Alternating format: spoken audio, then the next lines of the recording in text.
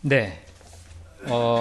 우선 오전 예배 때 여러분들이 혹시 질문이나 이해가 안 됐거나 궁금하신 점이 설교 들으면서 생각나신 거 있으시면 좀 나누시면 좋을 것 같습니다. 여러분이 질문 안 하면 제가 합니다. 여러분이 질문하시는 게 편하실 텐데 제 질문 받으시면 당황하실 수도 있어요. 20절에 네. 내가 후에서 복음을 전하는 예수님을 전파하는데 모든 사람이 놀랍게 여기라는데 네. 놀랍게 여기라고 구원하고 어떻게 관계가 있어요? 네. 구원하고 어떻게 관계가 있어요? 좋은 질문입니다. 놀랍게 여겼다는 말은 분명히 그들이 복음을 듣고 믿었다는 말과는 다르겠죠? 그럼 놀랍게 여겼다는 말은 어떤 뜻일까요? 1차적으로 문자적으로 생각하시면 됩니다. 말 그대로 그들은 놀라워했습니다. 뭘 들었길래 놀라워했을까요? 자기 간증이 있었겠죠? 그리고 그들 가운데 많은 사람들은 이 사람에 대해서 그 과거를 알고 있을까요? 모르는 사람도 있겠지만 아는 사람도 많이 있었을 겁니다. 유명했을 거 아닙니까? 아무리 고대 사회지만 이런 증상을 앓는 것은 흔치 않습니다. 소문난 사람이었다고 볼 수 있죠?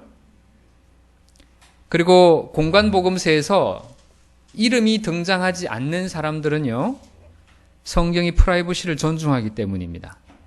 요한복음도 3장에 니고데모는 나오죠? 근데 4장의 우물가 여인은 이름이 등장하지 않습니다. 물론 그 당시 초대교회에서는 다 아는 사람이죠. 또 가늠하다 현장에서 잡힌 여인 이름을 얘기하지 않습니다. 이 남성도 별로 그렇게 자랑스러운 과거는 아니죠? 이름을 굳이 말하지 않습니다. 하나님은 우리의 치부를 부끄럽게 하시는 분이 아닙니다. 여러분의 지은 죄 때문에 노골적인 수치를 당한 적이 있나요? 없으시죠? 하나님의 은혜입니다. 가리어 주시는 은혜입니다. 그러나 때때로는 아버지로서 자녀를 징계하듯이 우리의 죄를 공개적으로 면박 주실 때도 있습니다. 그렇게 될 지경이 됐다면 그는 거의 구제불능이었던 겁니다. 그것은 아버지의 마지막 징계라고 할 수 있습니다.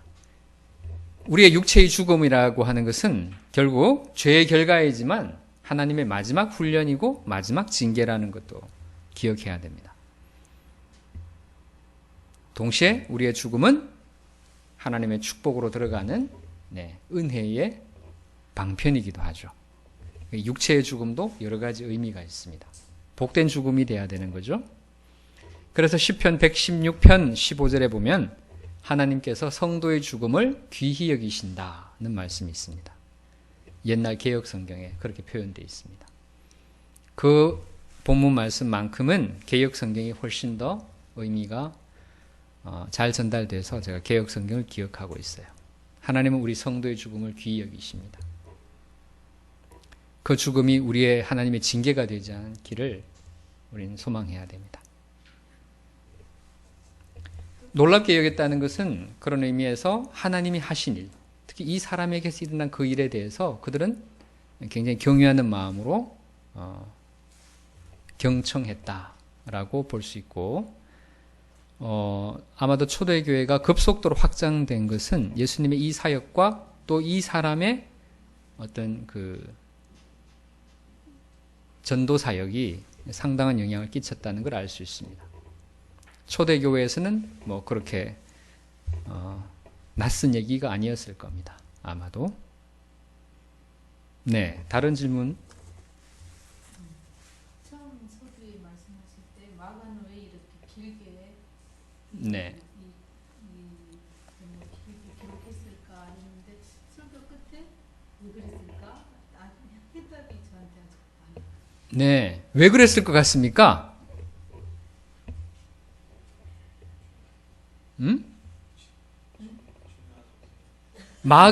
그렇죠. 마가에겐 중요했습니다.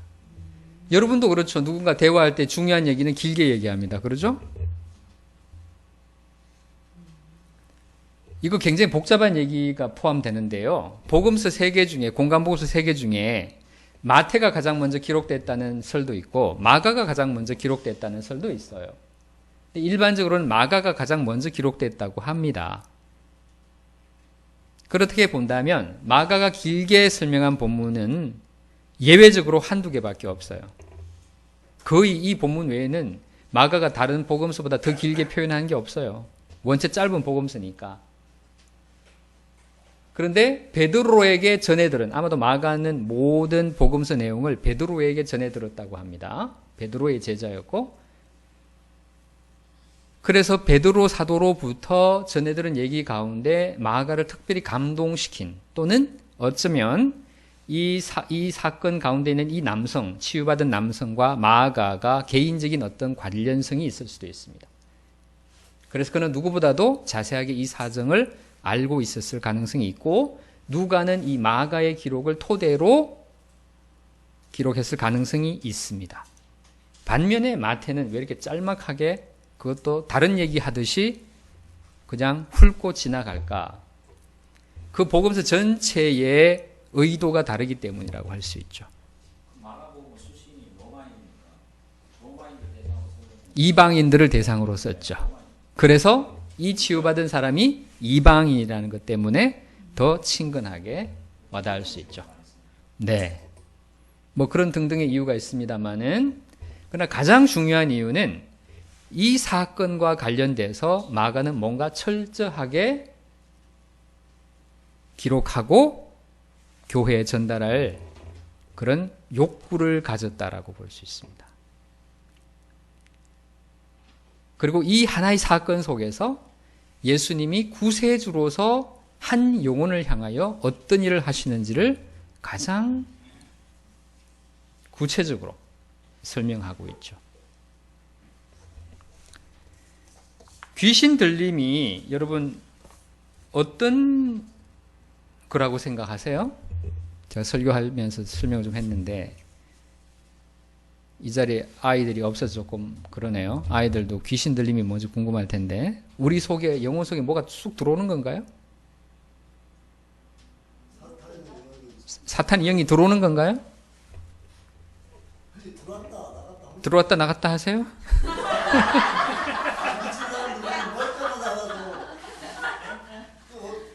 들어갔다 나왔다 하는 것은 굉장히 상상력이 풍부하신 거고요.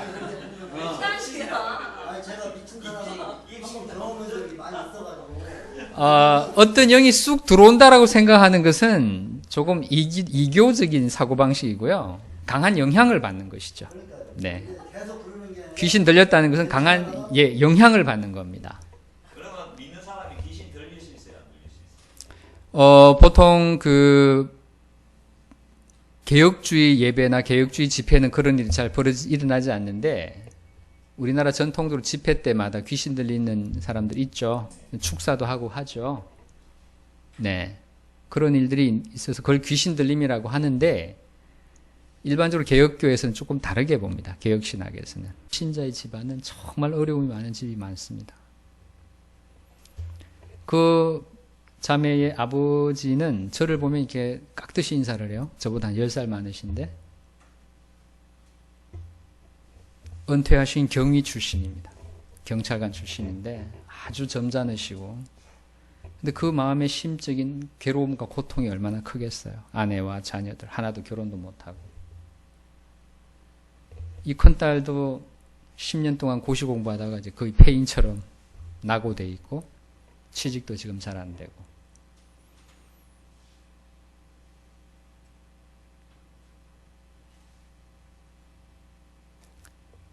사단의 어떤 완전히 그 억눌림 속에 있는 거죠. 사단이 불신자에게, 자기 말 잘 듣는 불신자에게 뭐 물질적인 축복을 준다고 생각하세요? 여러분이 돼지떼가 몰사에서 20억여 원의 재산 피해를 준 장본인이 누굽니까? 예수님입니까? 귀신입니다. 그 재난의 배후엔 사탄이 있는 겁니다. 왜 그렇게 했는지는 이제 이해하시겠습니까? 그 동네 사람들의 마음을 예수님으로부터 떨어뜨리기 위해서 그런 재난을 주는 겁니다. 우리도 교회에 나오는 사람이 교회에 나온 지 얼마 안 됐는데 많은 어려움이 생겨서 교회 출석하기 힘들어하는 분들 만납니다. 어떻게 해야 됩니까? 대적하고 기도해야 됩니다. 네, 들러붙어서 기도해야 됩니다. 예수님이 포기하지 않고 찾아가서 그 한 사람 때문에 씨름하다가 쫓겨나오셨잖아요. 유쾌한 경험 아닙니다. 예수님은 사람이 아닙니까? 여러분 사람들에게 배척당한 기분 아시죠? 거부당한 느낌. 그거 참 몸이 얼서러운 거거든요. 예수님 기꺼이 감수하세요. 이번 사건만 아니고도 여러 차례 그런 수모를 당하시잖아요. 좋은 일 해주고 욕먹는 거예요. 그런 경험은 누구에게나 상처가 돼요. 힘들고. 예수님은 뭐 하나님의 아들이신데 뭐 그런 사고방식을 버려야 돼. 또 하나 우리가 복음서를 볼 때 그 사건, 그 하나의 그 에피소드, 그 문맥만이 아니라 그 전후를 살펴야 됩니다. 지금 성경을 펼쳐서 마가복음 5장 바로 직전에 어떤 사건이 있습니까? 그거는 직후고요. 직전에는 겨자씨 비유 지나서 짤막한 사건 하나가 있죠? 그 다음 네, 지금 예수님이 유대 땅에서 갈릴리 호수 건너편 그라사인의 지방으로 갔죠? 뭘로 갔겠어요? 배 타고 가셨겠죠? 그들을 가로막죠? 풍랑이 일었습니다. 이건 아주 생명의 위협을 느낄 만큼의 심각한 재난 상황이었습니다. 그것을 뚫고 가신 거예요. 놀라운 은혜의 역사 앞에 우리를 가로막는 폭풍이 있어요. 어떻게 해야 됩니까? 믿음으로 뚫고 가야죠. 아, 바람 부네? 내일 가자. 폭풍이 이네? 돌아가자. 그거 성경적인 사고방식이 아닌 겁니다. 옳은 일을 하고자 할 때 그것을 방해하는 요소는 언제나 레디 돼 있는 거죠. 그렇게 기대하셔야 돼요. 세상 말 가운데도 호사다마란 말이 있죠. 좋은 일 앞뒤에는 마가 끼어요. 그 마자가 무슨 마자인지 우리 이 바로선 교회는 아셔야 되는데, 한문 전공하신 목사님 밑에서 배우시는데 그 마자가 무슨 마자입니까? 호사다마라고 할 때 그 마자가 무슨 마자입니까?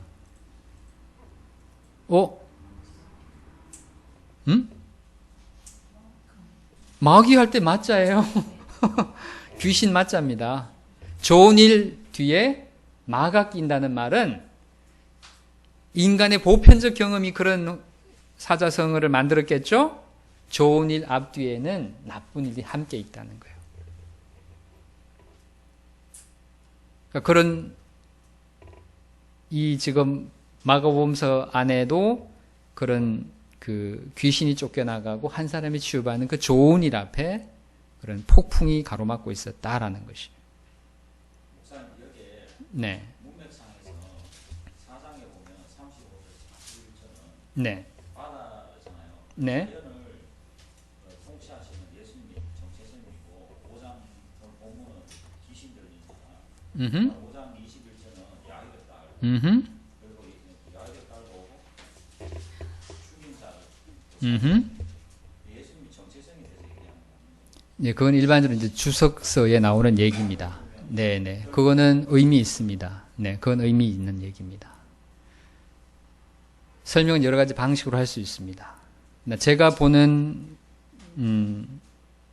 관점에서 제가 여러분에게 주는 메시지는 복음서 기자가 이 사건들을 연결해서 기록할 때에 하나의 사건만이 아니라 그 앞뒤의 사건을 함께 묶어서 메시지를 전한다는 겁니다. 그러니까 일반적으로는 사장의 폭풍우를 잠잠케 하시는 것은 자연계를 다스리시는 예수 그리스도의 왕권, 5장은 그 20절까지는 인간의 영혼을 치유하고 구원하시는 예수님의 영권. 5장 21절 야이로의 딸을 고치는 것은 인간의 육체를 고치시는 예수님의 권능. 이렇게 설명하는 것은 얼마든지 가능하지요. 그러나 5장 1절에서 20절을 중심으로 해서 양쪽에 있는 사건의 의미를 생각해 보시라는 겁니다. 여기서 실질적으로 우리가 귀신 쫓는 영적 사역을 할 때 우리를 가로막는 것이 있다라는 거죠. 그때 우리는 어떻게 할 것인가? 예수님처럼 믿음으로 뚫고 가라.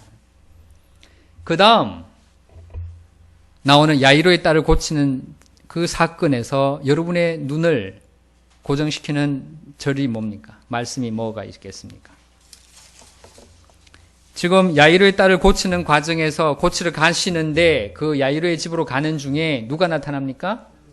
혈루증 앓는 여인이 나타나서 시간을 잡아먹죠? 그 사이에 야이로의 딸이 어떻게 됩니까? 죽어버립니다. 게임 셋. 사람을 고치러 가는 중에 예수님이 방해를 받아요. 그래가지고 고치려고 하는 그 어린 딸이 죽어버려요. 그러면 실패. 그렇죠? 물론 위로는데 혈루증 앓던 여인이 나았으니까. 그러나 예수님 뭐라고 얘기하십니까? 그 상황에서. 두려워하지 말고 믿기만 하라는 거예요. 두려워하지 말고 믿으라는 거예요. 그 두려움을 이기고 믿음을 가지라는 거예요. 그런데 그 얘기 누구한테 하면 좋을 것 같습니까? 예수님이 한 사람을 치유하는 장면을 보고 동네 사람들, 이 그라사인들이 어떻게 했습니까? 어떤 감정을 느꼈습니까? 두려워했죠. 그 두려워해서 예수님은 어떻게 했어요? 나가시라 그랬죠. 그럼 그렇게 하지 말고 어떻게 했어야 되는 거예요? 네. 그 두려움에 빠져서 하나님을 배척하지 말고 믿었어야만 돼요. 예수님이 야이로의 딸을 고치러 가면서 그 주변 사람들이 했던 이 말은 자신을 나가달라고 부탁하는 그라사 사람들, 양도업이 망해가지고 정신 하나도 없는 그 사람들에게 하시고 싶었던 말씀이라고 생각할 수 있죠. 그래서 우리는 하나님께서 우리에게 주시는 어떤 사역과 일을 감당할 때 그것을 방해하고 힘들게 하는 장애에 부딪혔을 때 어떻게 할 것이며, 또 우리가 하는 그 일들이 실패로 돌아가서 더 이상 어떻게 볼 도리가 없다, 좌절에 빠졌을 때 우리가 그리스도를 어떻게 바라보아야 하는지를 그 앞뒤 문맥까지 연결해서 볼 때 더 분명한 메시지를 받을 수 있죠. 자, 이제는 동일한 사건을 기록하고 있는 다른 복음서를 참고해 보는 겁니다. 자, 여러분, 제가 복음서 3개 이 사건을 기록하는 유인물 보세요. 금방 딱 봐도 마가복음과 누가복음은 양이 비슷한데 마태복음은 덤성덤성하죠? 네, 수박 겉핥기식으로 이렇게 사건을 묘사한 것처럼 보입니다. 자, 여기에서 아까 제가 이제 그 뒤에 또 한 페이지 보면 문제가 4개 나와 있죠? 이 문제 하나하나 좀 풀어가면서 중간중간 질문 있으시면 질문하시고. 1번. 왜 귀신은 돼지떼에게로 들어가기를 원했으며 또 예수님은 왜 그 요청을 허락하셨는가? 여러분 들은 얘기, 설교 중에 들은 얘기도 있으실 것이고 여러분 생각도 있으실 텐데, 우선 첫 번째, 귀신은 왜 돼지떼에게로 들어가기를 원했을까요?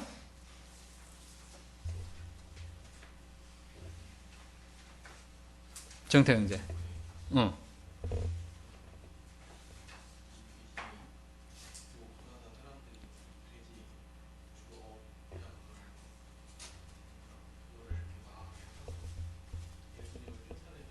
네, 그런 의도가 분명히 있었죠.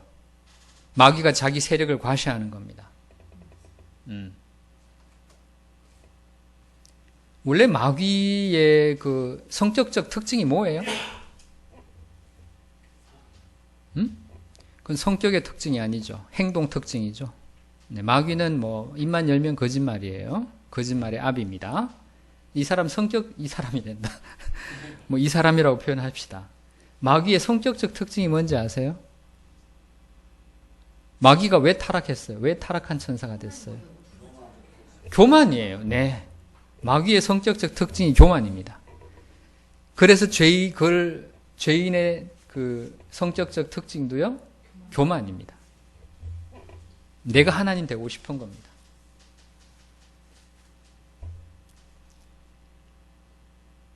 교회 생활을 오래 했을수록 이 부분 조심해야 됩니다. 교만해집니다. 내가 충분히 잘할 수 있어 이렇게 생각합니다. 내 의지로 내가 잘할 수 있어 이렇게 생각하는 순간 넘어질 수 있어요. 우선 귀신은 마을을 떠나지 않기 원했습니다. 그래서 돼지에게로 들어가겠다라고 말하실 수 있죠. 네, 마을을 떠날 생각이 없습니다. 또한 자기 권력을 과시하고 싶었고, 그리고 이 돼지떼를 몰살시키는 일을 통해서 사람들의 마음을 예수님으로부터 떨어뜨려 놓고 싶어 했습니다. 그래서 여러분, 이것은 구체적으로 어떻게 적용할 수 있냐면, 우리 자신도 그렇지만 어떤 사람이 교회를 처음 나오기 시작하는데 교회를 나오면서 자꾸 이런저런 어려움이 생겨요. 사업이 안 된다든가, 아니면 뭐 가족들이 반대한다든가, 아니면 내가 아프다든가, 또는 내 주변 사람이 아프다든가, 그런 일들이 자꾸 생겨서 그분이 교회 생활을 참 힘겨워해요. 그럴 수 있어요. 그럴 때, 역시 마귀가 쉬지 않고 있구나, 마귀가 자기를 열심히 하고 있구나 생각하고 우리가 주님을 대신해서 싸워야 됩니다. 그리고 그 싸움은 우리의 싸움이 아니라 사실은 주님의 싸움입니다. 사람의 몸을 입고 이 땅에 오셨을 때만 주님이 영적 싸움을 하시는 게 아니에요. 여전히 그분은 우리의 대장이십니다. 그분이 우리와 함께 싸우십니다. 강력하게 기도해야 됩니다. 멍 때리고 그냥 합리화하면 안 됩니다. 인간적으로 합리화하면 안 돼요. 저 사람 뭐 개혁교회 안 좋아하나 보다. 저 사람 뭐 그동안 교회 나온 거 보니까 뭐 개혁교회 뭐 다닌 사람은 아닌 것 같아. 그건 우리의 합리화입니다. 제가 개혁교회 목사처럼 생겼어요? 저 복음주의자였어요. 신학대학원 입학할 때. 저는 제 집에 있는 서가를 최도한 목사님에게 안 보여줄 생각입니다. 저 희한한 책들 많습니다. 네.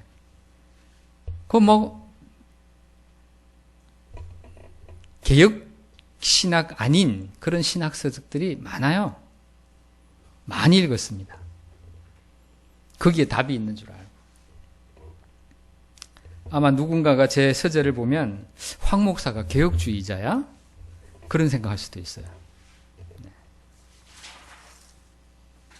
아무튼 더 중요한 질문은 1번의 두 번째입니다. 왜 예수님 그걸 허락했냐는 거예요. 모르셨겠어요? 마귀의 전략을 아셨죠. 근데 왜 허락했겠는가? 첫 번째 답은 마태복음 8장 29절, 여러분 그 유인물에 보세요. 지금 마태복음에서 마가나 누가에 없는 얘기 한마디 있죠? 빨간 글씨로. 왜 당신 나한테 자꾸 상관해? 왜 자꾸 나에게 간섭해? 하면서 그 근거를 얘기하죠. 때가 아직 아니다 하는 거예요. 내가 쫓겨날 때가 아닌데 왜 날 쫓아내려고 하냐는 거예요. 마지막 심판의 때가 아직 아니었기 때문에 예수님은 귀신의 요청을 허용합니다. 또 하나는 마을 사람들에 대한 뭐겠습니까? 예수님이 뭐 한 겁니까? 마을 사람들에게 경고입니다. 어떻게 하셨어요? 그 생각하기 쉽지 않은데 지금 예수님은 이렇게 했기 때문에 자기가 쫓겨난 거예요. 이런 재산상의 피해가 없으면 다른 복음서에 있는 얘기처럼 와, 예수님 대단하네. 우리 애도 아픈데 우리 애도 고쳐주세요. 뭐 우리 옆집에 아줌마도 아픈데 그 사람도 고쳐주세요. 이렇게 막 사람들 데려왔을지 몰라. 그런데 예수님은 이렇게 허락하는 바람에 본인이 쫓겨났어요. 그런데도 왜 이렇게 하셨는가? 그 마을 사람들에 대한 경고가 어떤 의미에서 경고가 되나요, 이게?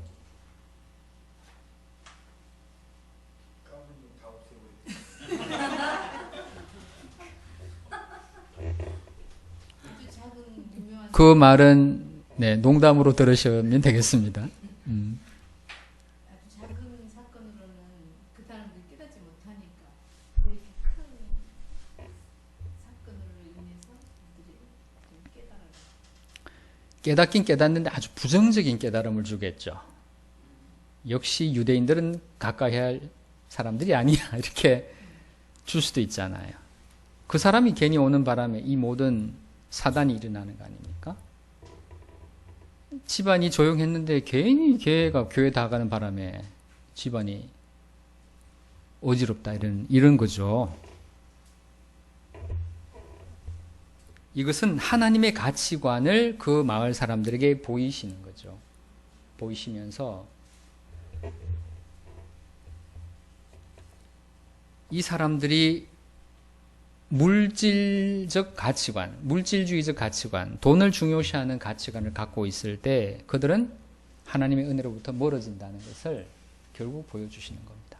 그 순간은 자기들의 이익을 위해서 예수님을 쫓아냈겠지만 나중에 그들은 이 일로 결국 하나님의 경고를 받고 일시적 심판을 받는 것이죠.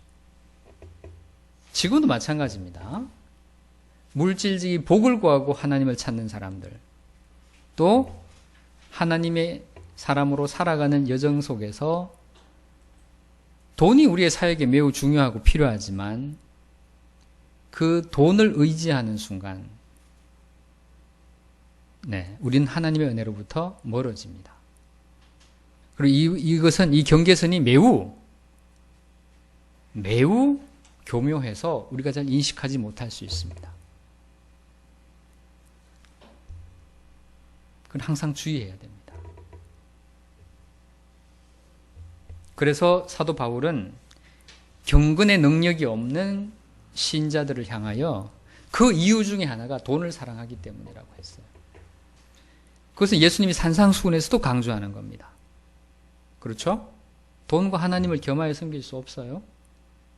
그만큼 돈이 위력적인 겁니다. 사단이 쥐고 흔들 수 있는 게 돈 문제입니다. 그것은 이 마가복음 5장 사건이 아주 확실하게 보여주죠. 자, 이제 2번 질문으로 가볼까요? 질문 있으시면 마음에 담아두지 마시고 막 하세요. 2번 질문 우리 고디에 우리 정태 아버님 한번 읽어봐 주시겠어요? 그 마을 사람들이 이번 수시로 재산 피해에 대한 책임은 누구에게 있다고 생각합니까? 네, 답이 많이 나왔는데요. 네, 사단에게 있죠. 죄가 들어온 세상에서 흔히 일어날 수 있는 자연적 현상입니다. 우리도 뭔 일을 하다가 잘 안 될 수 있죠. 그리스도인이 사업하면 항상 잘 돼야 됩니까? 지금 잘 되고 있다면 그건 은혜입니다. 그러나 그것이 하나님의 최고의 가치는 아니에요. 잘 안 될 수 있어요. 그럼 어떻게 해야 되죠? 1번 포기한다. 2번 뚫고 간다. 답이 뭐예요? 네, 뚫고 가야죠. 더 은혜를 구하고 다시 도전하고 하는 거죠. 실패는 포기하라는 사인이 아니에요. 그냥 그런 일이 벌어질 수 있다 이렇게 생각하시면 돼요. 그래서 우린 굉장히 용의 주도하고 철저하게 일을 해야 됩니다. 은혜를 믿고 대충 하면 아마 망할걸요? 네. 하나님의 은혜를 의지하고 우리의 일을 대충 하면 아마 실패할 겁니다. 자, 또 다른 이유는, 그 책임은 누구한테 있나요?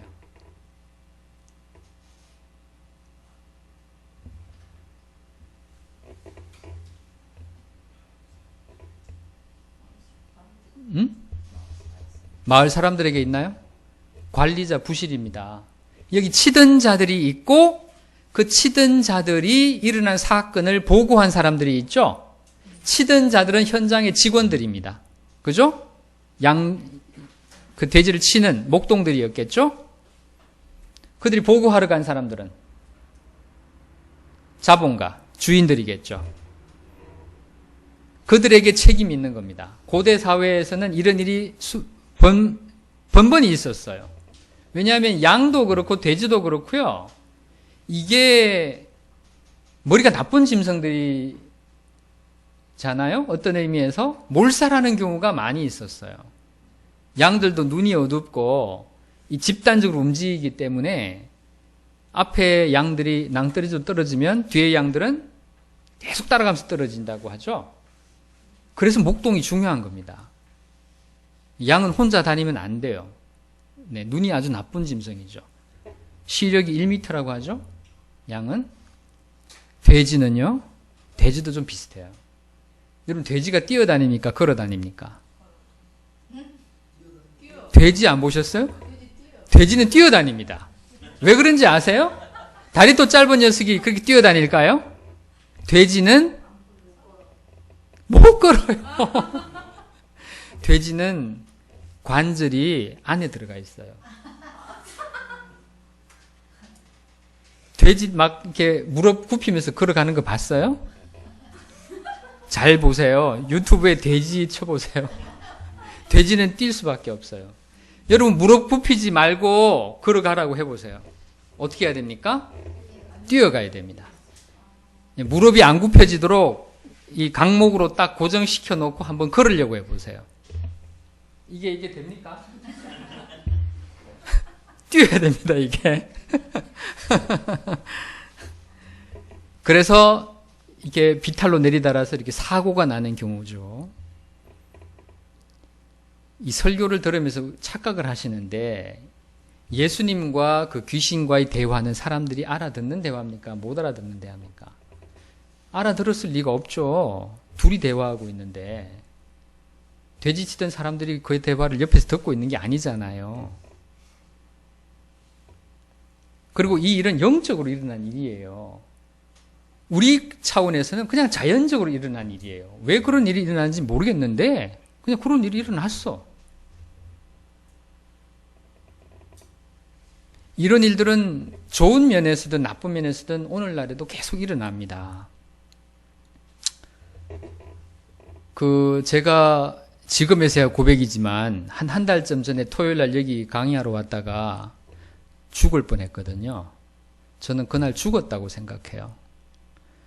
동부간선도로를 오는데 제가 착각을 해가지고 공사 중인 길을 착각을 해서 옆에 라인이 있다는 걸 깜빡했어요. 그리고 한쪽 라인으로 오다가 그게 두 갈래로 나눠지는 길이 왔을 때 저는 사이드 미러도 안 보고 그냥 끼어들었어요. 왜냐하면 옆에 라인이 없다고 생각했기 때문에. 한 라인으로 오다가 두 갈래로 이제 갈라졌다고 생각했어요. 그런데 옆에 라인이 있는 거예요. 저는 사이드 미러 볼 필요가 없었잖아요. 옆에 라인이 원래 없는 거니까 그냥 쑥 들어왔어요. 들어왔는데 뒤에서 경적이 울리더라고. 뭐지 하고 백미러를 봤더니 트레일러, 유조선 트레일러가 빵빵거리고 있는 거예요. 유조선 트레일러에 뒤에 받쳤으면 죽죠. 몇 미터 차이가 안 났어요. 저는 또 속도를 끼어들었다는 걸 알고 끼어들었으면 속도를 빨리 했을 텐데 그냥 옆으로 나온 거예요. 이제 한 길로 오다 두 길로 됐구나 하면서. 이 유조선이 얼마나 놀랐는지 그냥 멈추질 않고 계속 빵빵대는 거야. 나보고 서라는 거야. 왜 서라고 한지도 모르고 섰어요.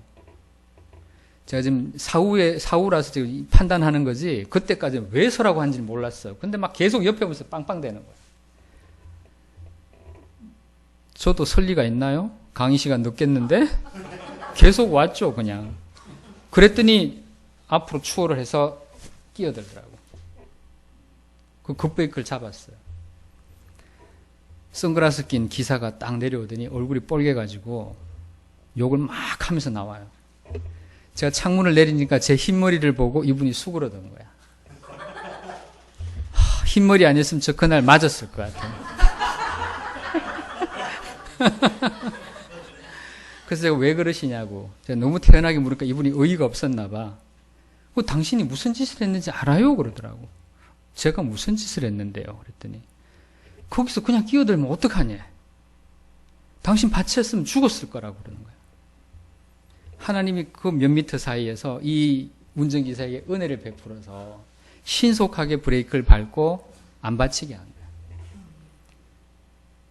일반 차에 받쳤으면 뒷차가 다쳤겠지만 트레일러에 받쳤으면 제가 죽었죠. 그냥 아마 뒤집어졌을 겁니다. 저는 그날 하나님의 천사가 저를 살렸다라고 믿어요. 이런 경험이 제가 인생에서 딱 2번 있었어요. 하나님이 살렸다고 믿죠. 그러니까 우리는 매일매일 조심스럽게 기도해야 돼요.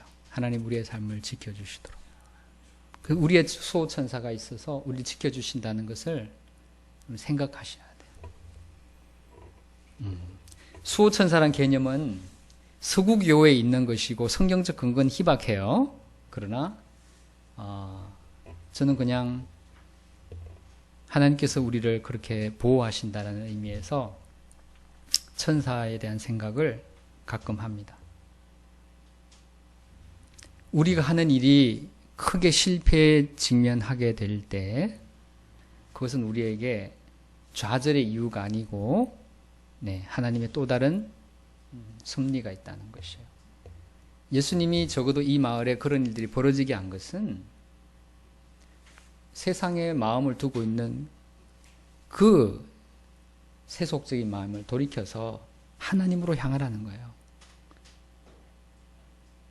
그러나 사람들은 반대로 반응했어요. 왜?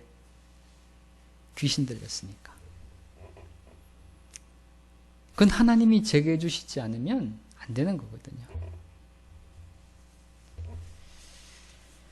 자, 3번 문제로 넘어가 보겠습니다. 예수님은 왜 그가 따라오는 것을 막으셨는가라는 거죠.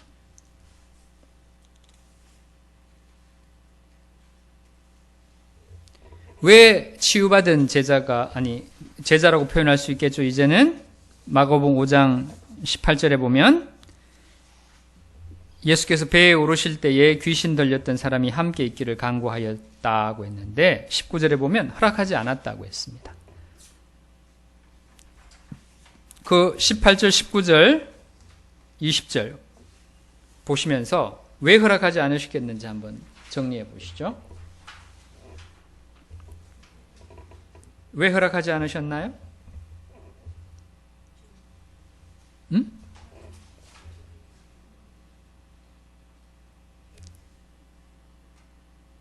예수님이 한 대답을 보면 답이 나오겠죠. 예수님은 나를 따라올 것이 아니라 어디로 가라고? 집으로 돌아가라는 거예요. 왜? 단순히 전하기 위해서 가라고 했을까요?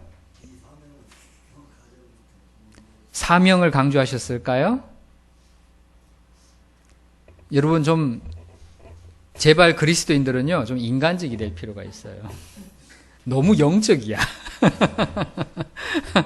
좀 인간적으로 생각해 보세요.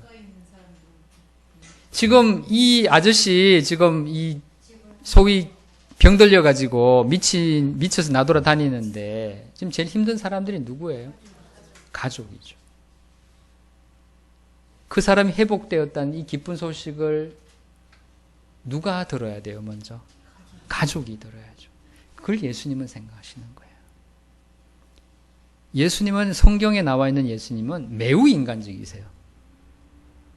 인간미 없는 그리스도인은 영성이 없는 거예요. 머리에 신학 지식만 있어가지고 사람의 마음에 공감이 안 되는 이거는 정말 이 신앙의 병입니다, 이거는. 예수님은 아주 인간적이세요. 그가 고통스러워하는 그 개인의 고통으로 끝나는 게 아니라 이 사람 때문에 어쩌면 이 사람 가장일 수도 있잖아요. 아니면 어떤 귀한 집의 아들일 수도 있고 누군가의 남편일 수도 있고 누군가의 아빠일 수도 있잖아요. 치유받고 회복되었으면 어디로 가야 돼요? 집으로 가야죠. 가족에게로. 어쩌면 그가 가장일지도 모르잖아요. 부모님을 절망하게 만들었을 수도 있고 어떤 어린 자녀들을 정말 깊은 슬픔에 빠뜨릴 수도 있는 그 한 사람의 회복은 그 가정의 회복으로 나타나는 거죠. 그 가정이 회복되었을 때 그 사람은 가정을 넘어서 다른 일을 할 수 있는 거예요. 가정이 힘든 상태에 있는 사람은 절대로 다른 사회적 활동에 영향력을 행사하기 어렵습니다. 그건 굉장히 우리가 주의해야 됩니다. 실질적으로 능력을 드러내기가 어렵습니다.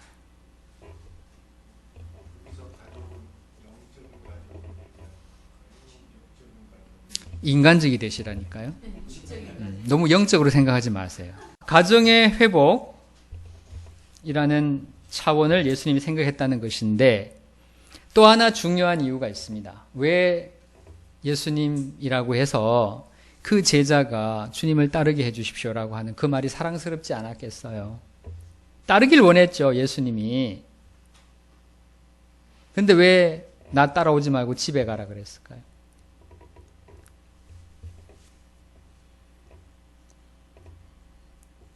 아마도 답은 이것이 아니겠습니까? 그 사람이 집으로 돌아가서 자신의 온전해진 모습을 보이고 그리고 온전해진 자신이 그 가정을 섬기는 그것이 주님을 따르는 거죠.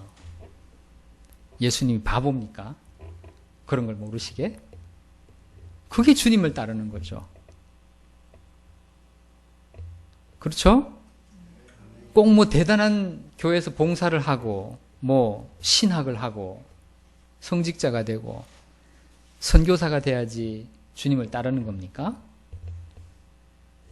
자기 삶의 자리에서 자기 할 일을 하나님의 방식으로 하면 그게 주님을 따르는 겁니다. 자, 여기에서 하나 더 본문을 자세히 보십시오. 19절과 20절을 비교해 보겠습니다. 예수님은 너에게 일어난 이 치유의 일이 누가 한 일이라고 했어요? 주께서 하신 일이라고 했죠? 예수님이 주라고 했을 때 그거는 누구를 의미합니까? 성부 하나님을 말씀하시는 거죠. 그런데 이 사람은 정작 데가볼리에 전파할 때 뭐라고 얘기했어요? 예수께서 그렇게 하셨다고 했죠. 그러면 여기에서 이 두 19절과 20절을 볼 때 우리는 마가가 어떤 사상을 갖고 있다는 걸 알 수 있습니까? 그렇죠. 예수님의 하나님 되심을 고백하는 겁니다. 이 사람도 그렇게 고백하고 있고 이 사건을 기록한 마가도 그렇게 고백하는 겁니다. 우리 예수 그리스도, 우리 주님의 하나님 되심을 얘기하는 거죠.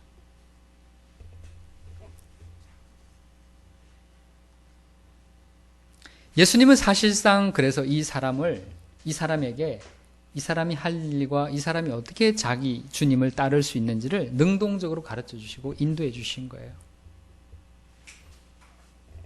이 사람, 이 마가복음 기록됐을 당시에 나이가 얼마쯤 됐을까요? 예수님 성천하시고 약 30년 뒤에 마가복음이 기록됐으니까 아마도 이 사람 이때 30살이었으면 환갑쯤 되셨을 것이고, 네, 뭐 환갑 전후겠죠? 이 초대교회 상당한 지도자가 아니었을까요? 그렇겠죠? 네, 결국 이 사람은 주님을 따르는 사람이 또 된 거예요. 외형적으로도. 그렇게 볼 수 있어요.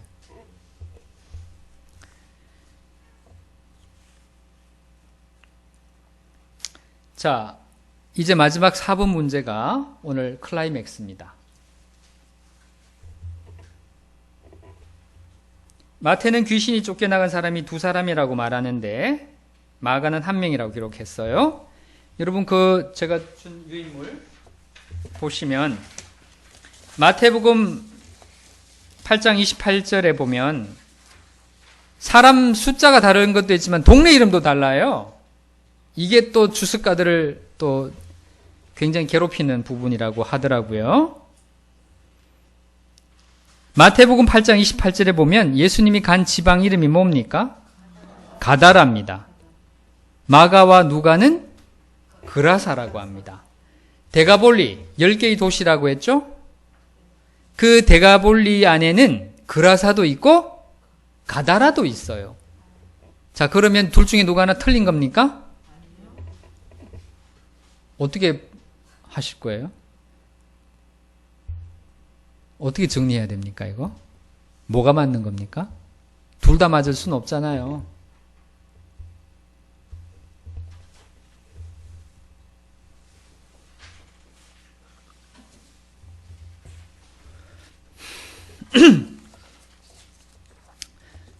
저는 우리 최 목사님의 영원한 관심사는 교회사지만 제 영원한 관심사는 신약신학이니까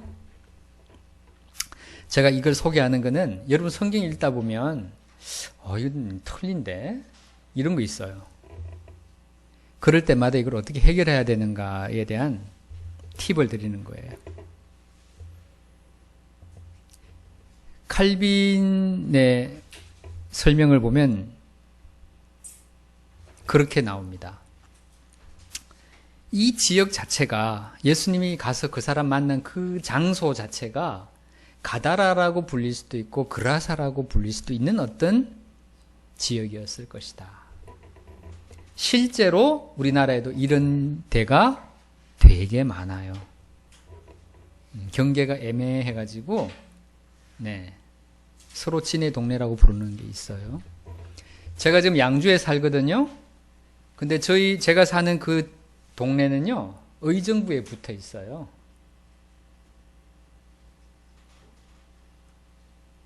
양주가 되게 넓은데 구 양주 도심으로 가려면 차로 30분을 가야 되는데요. 의정부 나오는 데는 차로 10분만 나오면 돼요. 그러면 제가 사는 동네를 예를 들면 후대에 누가 기록할 때 황 목사가 의정부에 살았다라고 말할 수도 있어요. 왜? 의정부에서 10분밖에 안 가니까 황 목사 집이 있거든. 실제로 이제 그런 관계에 있다라고 보이죠. 그래서 마태는 거기를 가다라라고 생각하고 마가는 그라사라고 생각하는 겁니다. 자, 둘 다 이 동네에서의 주 산업은 뭐라고요? 양동업이었다는 생각을 할 수 있겠죠. 유대인 주변의 이방 지역에서는 지금으로 말하면 요르단이나 그 중동 지역에서는 돼지 산업이 엄청났어요. 유대인들은 안 하니까 사업성이 있었겠죠. 굉장히 유망한 사업이었다고 보아지죠. 자, 그런데 이제 사람 숫자 아까 설명했죠. 2명이 귀신이 쫓겨나갔어요. 근데 정작 구원받은 사람은 1명이야. 이건 누가 결정하는 겁니까? 이것이 구원받는 하나님의 자녀들을 선택하시는 하나님의 주권이에요. 2사람이 밭을 갈지만 하나는 데려감을 당하고 하나는 버려둠을 당하는 거예요. 에서와 야곱이 동일하게 이삭의 자녀지만 하나님이 한 명은 사랑하시고 한 명은 미워하시는. 이해를 잘해야 됩니다. 하나님이 에서를 막 미워해가지고 에서는 하나님 잘 믿어보려고 했는데 막 밀어냈다 이런 의미 아니에요. 에서는 자신의 불신앙 때문에 버림받은 거죠. 에서는 처음부터 불신앙했어요. 여러분, 에서와 야곱이 15살 될 때까지 그들은 누구에게서 배웠습니까? 아버지 이삭에게서 배웠어요? 히브리서 10장을 보면 할아버지 아브라함에게서 배웠다는 걸 알 수 있습니다. 아브라함이 이삭의 아들, 쌍둥이 아들 에서와 야곱이 15살 될 때까지 할아버지 아브라함이 건강하게 살고 있었다고요. 그럼 이 두 손자의 신앙 교육을 누가 담당했겠어? 아브라함 할아버지가 담당했는데 이삭은 어떤 애예요? 아니, 에서는 밖으로 놔두는 애예요. 할아버지에게 하나님 말씀을 듣고 자란 게 아니고 밖으로 놔돌아서 사냥이나 배우고 다닌 애야. 믿음이 없는 거예요. 어린 야곱이 왜 장자권을 탐냈겠어요? 적어도 야곱의 입장에서는 하나님의 축복을 원한 거예요. 야곱은 하나님에 대한 믿음이 있었다고. 그러나 에서는 야, 내가 지금 배고픈데 뭐 얼어 죽을 장자권이냐, 너 해. 그거는 하나님에 대한 기대와 믿음이 없는 거예요. 그거를 생각해야죠. 그러나 우리가 알지 못하는 그 배후에서 하나님의 선택의 은혜가 야곱에게 있었다라는 것이죠. 그러나 우린 그걸 모르기 때문에 당장 눈앞에서 불신앙적 태도를 보인다고 해서 저 사람 하나님 선택 안 했나 봐. 그렇게 말하는 사람은 개혁주의자가 아닙니다. 우리는 그 순간만큼은 하나님이 모든 사람에게 예수 그리스도를 믿어 구원받을 기회를 주셨다는 것을 인정해야 돼요. 여하튼 이 본문 속에서 우리는 하나님의 주권을 발견합니다. 두 사람이 예수께 호출당했지만 그러나 결국 그리스도를 붙든 사람은 한 사람이었습니다. 그것은 칼빈주의의 관점에서는 하나님의 주권이지만 우리의 입장에서는 우리의 결단이고 우리의 선택이죠. 이 사람은 이 그라사에서 치유받은 그 사람은 치유받는 데서 그치지 않고 하나님께로 나아가기로 결단했다라고 봐야 되겠습니다.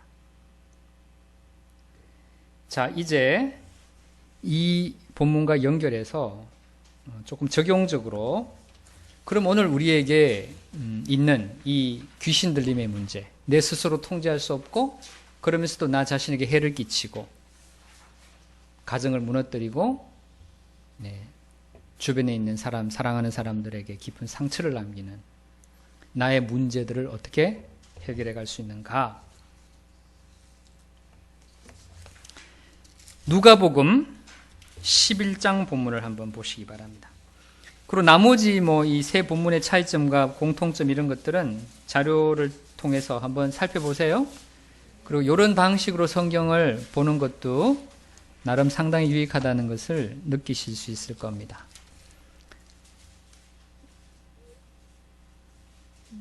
병행 본문 성경이 우리나라에 아직 없는데 이 공간복음서 세 개를 비교해서 쭉 읽을 수 있도록 내년에는 최 목사님과 그 책을 한번 번역해 볼까요? 공간복음서 세 권을 이렇게 딱 한눈에 비교할 수 있도록 만들어진 책이 있어요. 그게 번역이 안 돼 있는 것 같은데 번역이 돼 있나요? 김수환 전사님? 없으면 그걸 번역하면 좋겠네. 있는 것 같기도 하고 없는 것 같기도 하고. 누가 11장 한번 보시죠.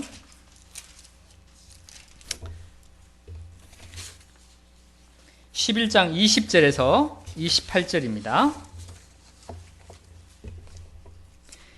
누가는 이 마가복음 5장의 사건을 거의 마가와 다름없이 기록해주고 있는데 11장에 가면 또 다른 재미있는 얘기를 하고 있습니다.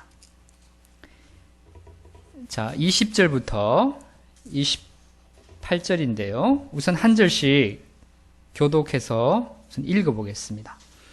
제가 먼저 남자들이 20절 읽고 홀수절은 우리 자매들이 읽고 읽어보시죠. 그러나 내가 만일 하나님의 손을 힘입어 귀신을 쫓아낸다면 하나님의 나라가 이미 너희에게 임하였느니라.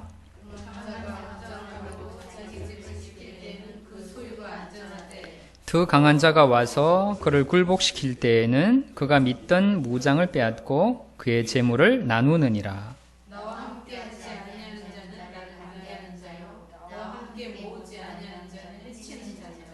더러운 귀신이 사람에게서 나갔을 때에 물 없는 곳으로 다니며 쉬기를 구하되 얻지 못하고 이에 이르되 내가 나온 내 집으로 돌아가리라 하고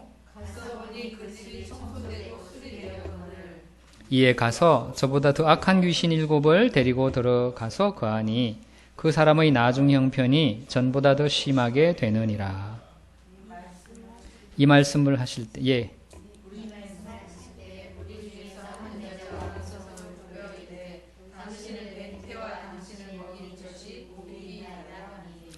예수께서 이르시되 오히려 하나님의 말씀을 듣고 지키는 자가 복이 있느니라.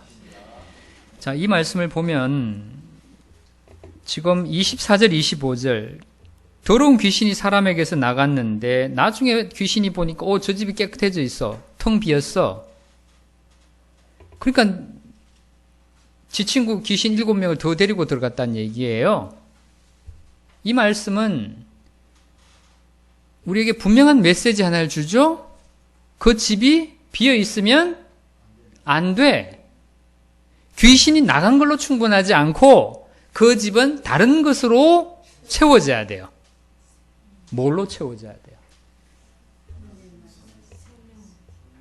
뭘로 채워져야 될까요?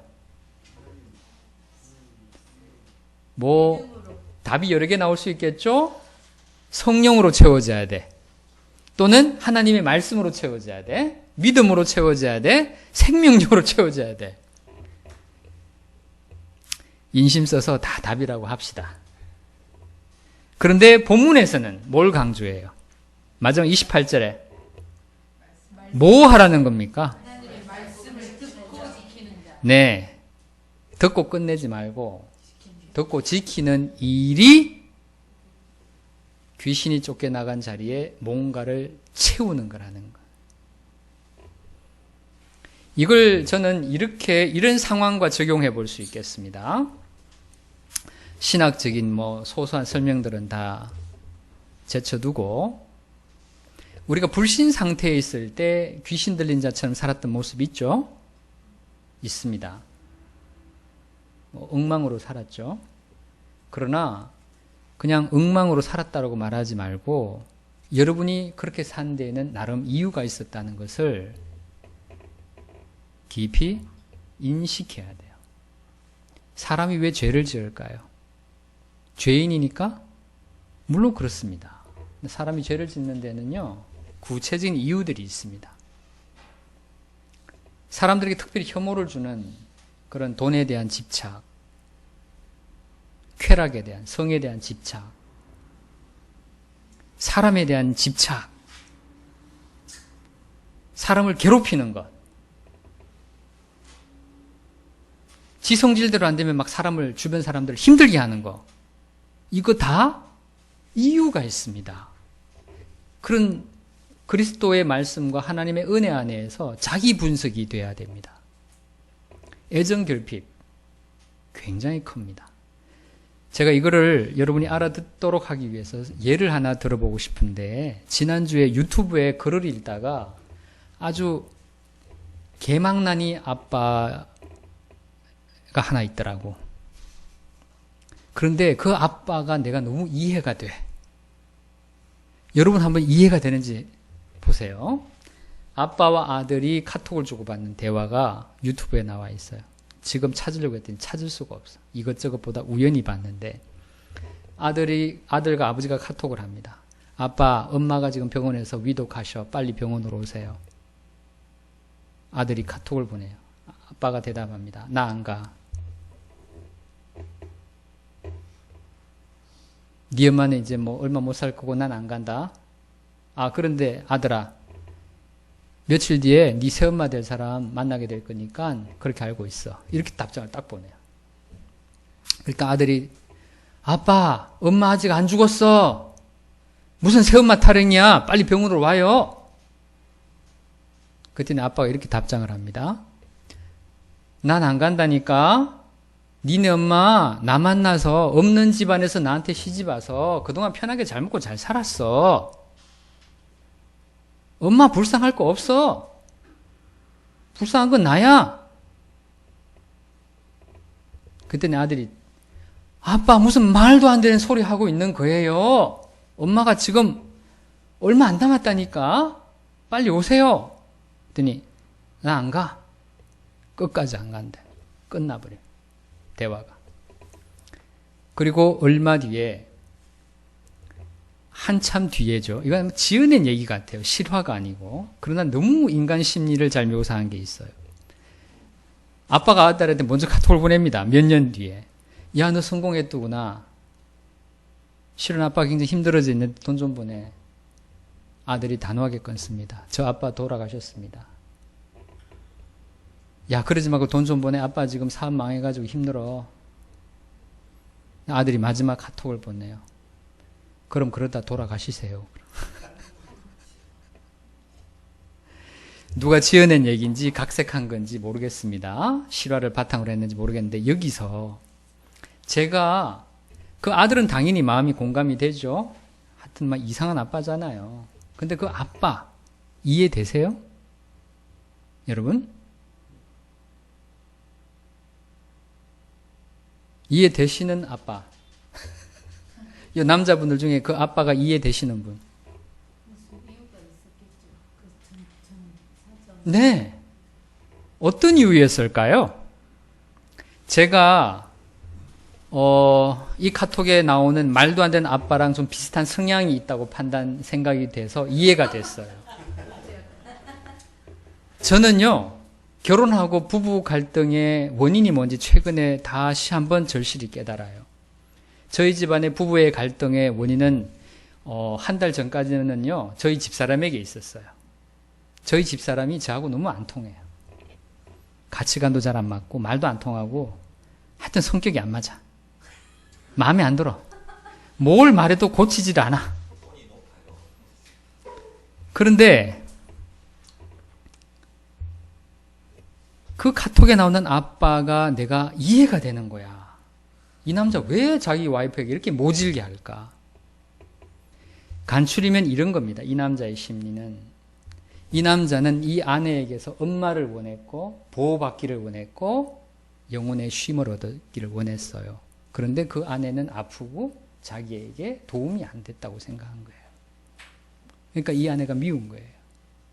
한편으로는 이 아내가 너무 가엽고 또 자기가 잘 못해준 죄책감 때문에 가까이 다가갈 수가 없는 거예요.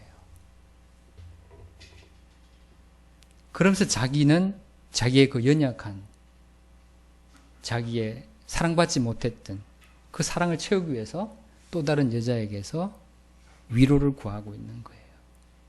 근데 그 아들이 카톡에서 그런 얘기해요. 아빠 정신 차리세요. 그 젊은 여자가 아빠 좋아서 그런 줄 아세요? 아빠 돈 보고 그러지? 아들이 맞아요. 아빠 사업 망하니까 그 여자는 없어. 자기 노숙자처럼 혼자 지내면서 힘드니까 아들한테 연락한 거야.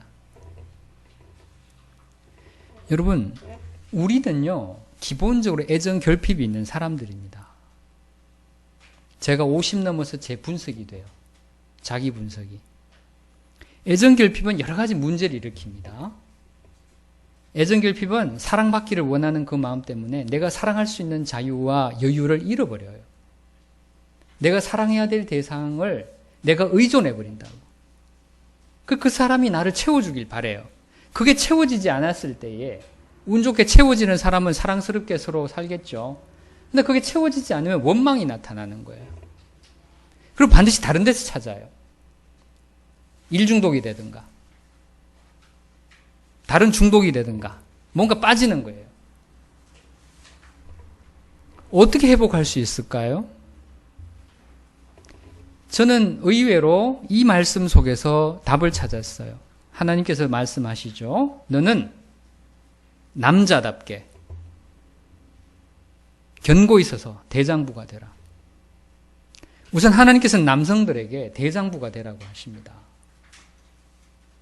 가정을 통해서, 일을 통해서, 내가 좋아하는 어떤 취미를 통해서 거기에서 위로를 받고자 하지 마시고 내가 하나님 앞에서 대장부가 되어 내 책임하에 있는 사람들을 아껴주고 도와주고 섬기는 사람으로 우리를 부르셨다는 거예요. 이 귀신 들린 사람은 그 역할을 할 수가 없었어요. 집에서 쫓겨났겠죠. 있으면 다른 사람 상처 주니까. 그러나 주님은 이 사람을 고쳐서 집으로 돌려보내시기를 원하시는 거예요. 여러분, 우리는 예수 믿을 때 귀신이 쫓겨나갔어요. 그러나 예수 믿고 살면서 우리의 과거의 본성, 우리의 과거에 사랑받지 못했던 그 상처들 그대로 있습니다. 이것이 인생을 살아가면서 나타나는 거예요. 겉은 신앙인으로 변화되었는데 내 속사람은 그대로야. 그래서 본의 아니게 내가 사랑해야 될 사람들에게 의존해버리고 그래서 상처를 감싸줘야 될 입장에 있는 내가 오히려 상처를 주는 사람이 되고 있지 않은지 생각해 봐야 돼요. 우리는 하나님 앞에서 계명을 지키는 사람으로 서서 우리의 가정으로 내 마음을 돌이켜서 그것이 내 육신의 가정이든 영적인 교회 공동체의 가족들이건 내 직장의 동료들이건 간에 내가 그들을 통해서 뭔가를 받고 누리고 위로받기를 원할 것이 아니라 왜냐하면 사람은 위로를 받을 수 있는 대상이 안 돼요. 사람은 내가 의지할 수 있는 그런 대상이 아니라고요. 우리 주변에 있는 모든 사람은 내가 사랑을 베풀어야 될 대상일 뿐이지 내가 의존하고 의지할 수 있는 대상이 아니에요. 우리에게는 그럴 수 있는 유일한 신 하나님이 계시거든요. 하나님 없는 사람들은 서로 의지하려고 해요.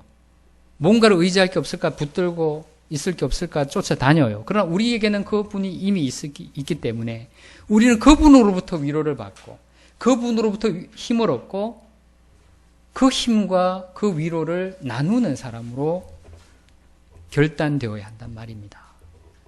그럴 때 우리의 상처가 오히려 치유받을 수 있고 죄에 대한 저항력을 가질 수 있습니다. 죄는 죄를 지을 수밖에 없는 어떤 이유를 갖고 있어요. 그냥 내가 죄를 짓는 게 아닙니다. 또한 죄라는 건 처음부터 큰 죄로 나타나지 않습니다. 여러분, 왜 청소년이 이 불온 영상물에 중독되거나 노출되는 게 위험합니까? 왜 그렇습니까? 네. 이상한 동영상을 많이 보면요. 그 보는 그 아이의 사고가 그렇게 흘러가요. 그러면 나중에는, 그 다음 단계는 그 동영상에 나오는 이상한 행동을 하게 돼요. 이상한 행동을 처음부터 하는 사람은 없습니다.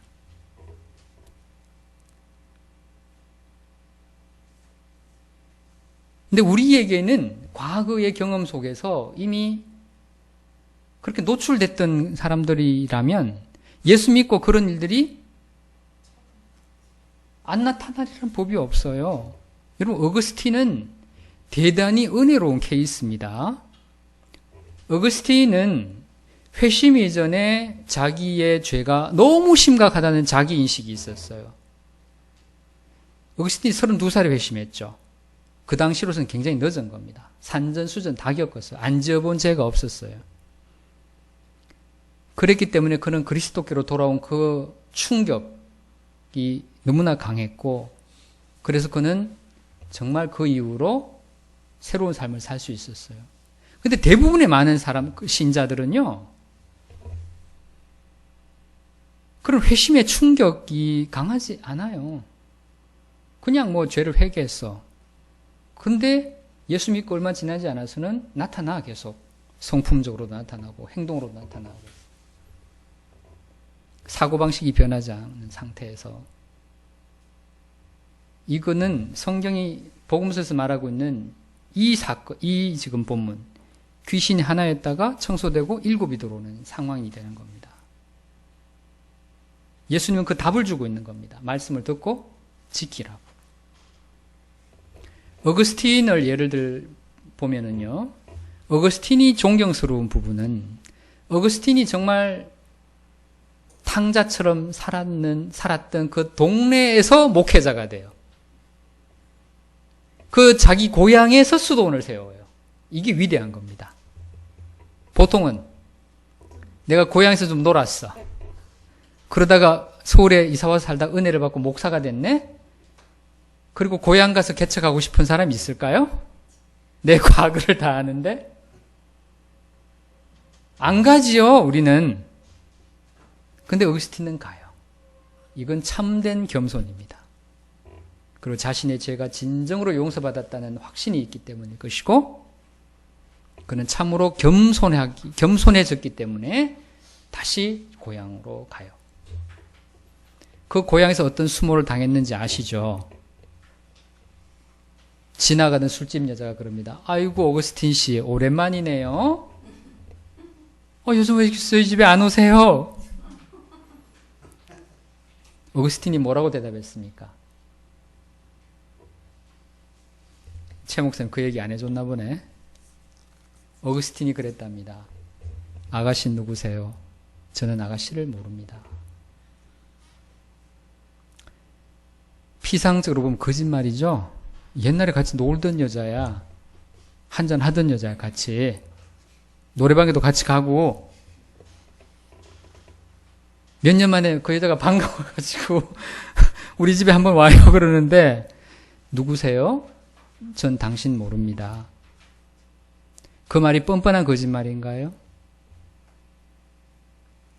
자신이 과거로부터 단절되었다는 것을 겸손히 고백하는 겁니다. 여러분이 그 여자라면 어떤 기분이 들었을 것 같아요? 어이없죠, 뭐. 어이없는 거야, 그냥. 그러나, 그 다음엔 뭐라고 반응할까요? 어거스틴을 만나도 못 본 척 하겠죠. 모른 척 하겠죠. 어떡하겠어요?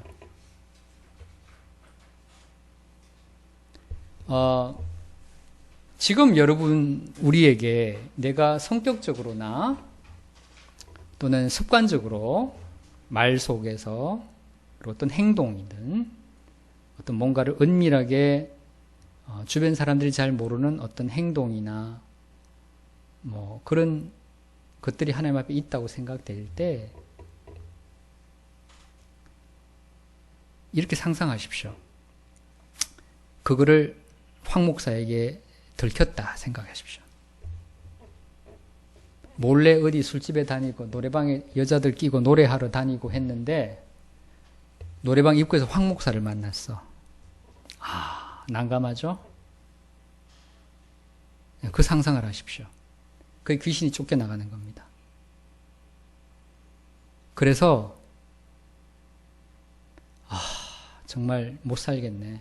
쪽팔려서. 근데 다신 얘기 안 하야지. 이렇게 결단하는 겁니다.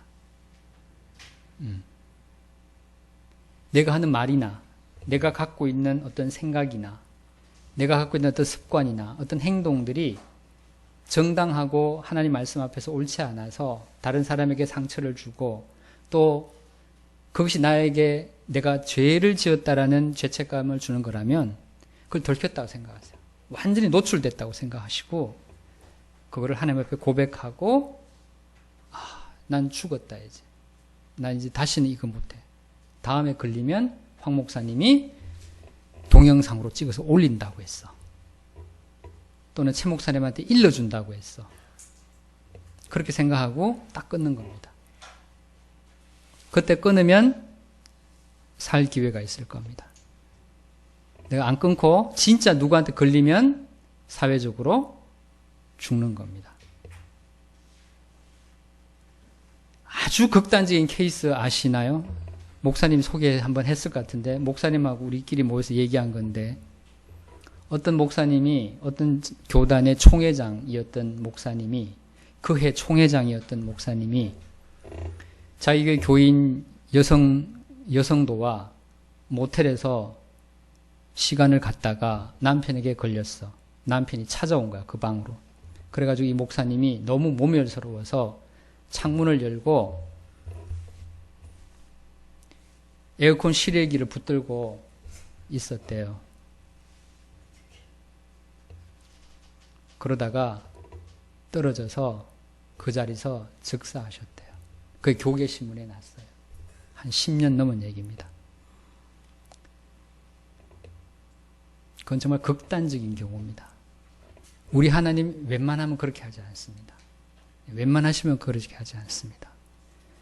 성경에 조금 부끄러운 과거가 있는 사람들, 절대로 성경은 이름을 노출시키지 않습니다. 그런데 하나님이 그렇게 하셨을 때는 몇 번의 경고가 있었다는 겁니다.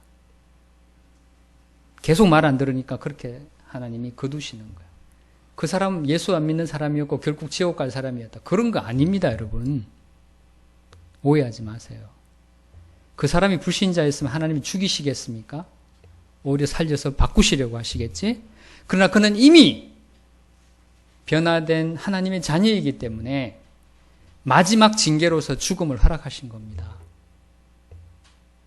살았으면 그 사람 한 달 안에 자살할 겁니다. 어떻게 살아요? 다 노출됐는데. 그래서 우리가 제가 오늘 이 얘기를 하는 본론은요.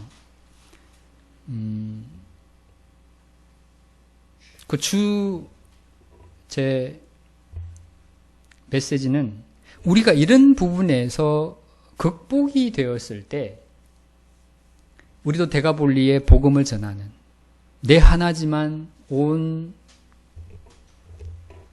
그 지역을 변화시킬 수 있는 그런 역량을 드러낼 수 있다는 겁니다. 개혁교회의 교인들은 그런 사람들이 되어야 합니다. 그게 개혁된 사람입니다. 그리고 계속 개혁되는 사람이고요. 우리는 예수 믿을 때 개혁된 사람이죠. 근데 지금 예수 믿고 살아오면서 무너진 것들이 참 많아요. 그것들을 다시 개혁해야 됩니다. 돌아가야 됩니다. 돌이켜야 되고. 그러지 않는 한 우리의 사역에 별 열매가 없을 거라는 겁니다. 반드시 그렇게 해야 됩니다.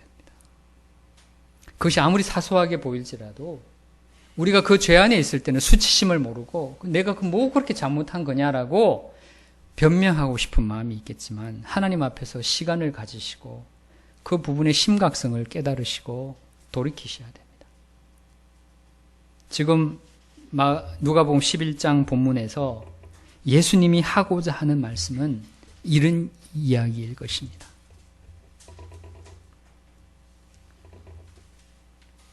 귀신이 쫓겨나가는 것은 하나님 나라가 이 땅에 임했다라고 하는 증거라고 말씀하시잖아요. 이미 하나님의 나라가 2000년 전에 이미 이 땅에 임했습니다. 그 하나님의 통치가 우리 안에서도 이루어지고 성취되고 있습니다. 생각을 개혁해야 되고 행동을 개혁해야 되고 우리가 하는 평소의 습관적인 말들을 개혁해야 됩니다. 사람들이 싫어하고 사람들이 옳지 않다고 말하는 거라면 개혁해야 됩니다. 한꺼번에 많이 하려고 하지 마십시오. 그러나 지금 여러분이 오늘 오전에 기도했을 때 여러분 마음에 죄의식으로 죄책감으로 와닿는 그것을 고쳐내야 됩니다. 제가 하나님의 은혜를 의지하지 않고 인간의 의지를 신뢰하기 때문에 이렇게 말하는 것이 아닙니다. 저는 저 자신을 포함해서 하나님의 은혜가 이미 임했기 때문에 우리는 우리의 삶을 개혁할 수 있습니다. 이것이 제가 여러분이 지난주 수련회 때 들었던 강의를 읽은 그 강의 안에서 제 자신이 발견한 메시지이기도 합니다. 우리는 자유를 가졌습니다. 이제 그 자유의 열매를 맛보아야 합니다. 말로만 개혁주의자가 되는 것으로 생각만 개혁주의자가 되는 것으로는 충분치 않습니다. 개혁신앙이 옳다는 것은 우리의 삶으로 증명되어야 됩니다. 그게 우리의 힘입니다. 그럴 때 우리는 다시 입을 열어 복음을 말할 수 있을 것이고 예수 그리스도 앞에 진심으로 기뻐할 수 있을 거라고 봅니다. 질문 있으신지요? 제가 오늘 했던 모든 얘기들이 아주 분명합니까?